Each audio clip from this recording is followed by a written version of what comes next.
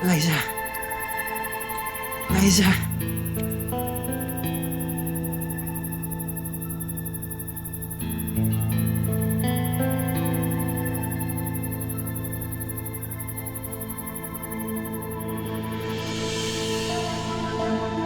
Na-order ko na yung gearbox sa supplier.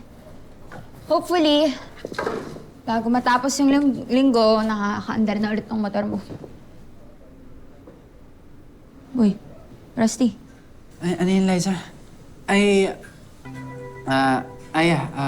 Sorry, ano ulit yung sinabi mo? Sabi ko, naka-order na ako ng supplies. Okay, good.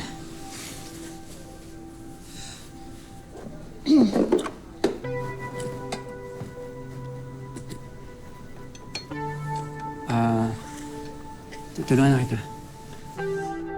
Ako na. Sige na. Hindi na ako na talaga. Sige. Ako na nga. Ay!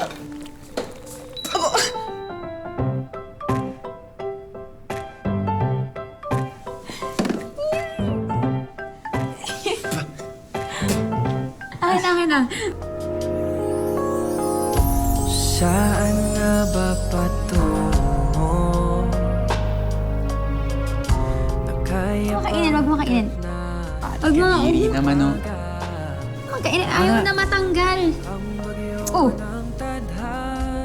Nagantihan mo ba ako? kung kasi nangingilam ka eh.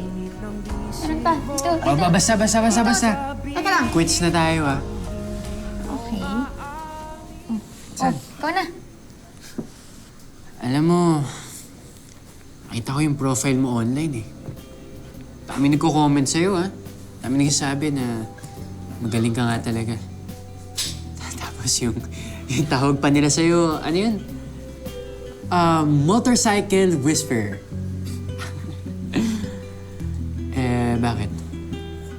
Passion mo na ba talaga to? Favorite kasi na banding namin to ni Dad at saka ni Maming ko. Nagsimula sa hobby hanggang sa naging trabaho ko na. Ito yung clutch lever. Ito naman, ang brake line. Pero hindi lang naman to basta pag may mekaniko. Para kung nababalik sa mga customer ko yung saya na makapag-enjoy sa kayong motor nila.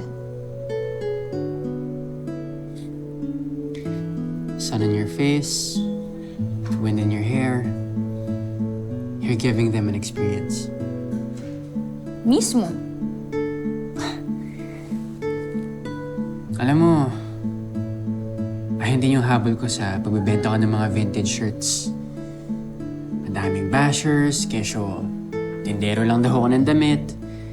Pero di nila alam, I'm selling a vibe, an identity. Alam mo, kahit nagsimula tayong busit sa isa't isa, dami rin pala nating similarities. Teka, ibibigay na ako sa'yo.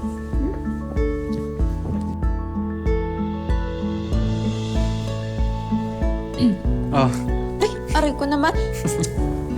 sa'yo na yan. Uy. Thanks, ah.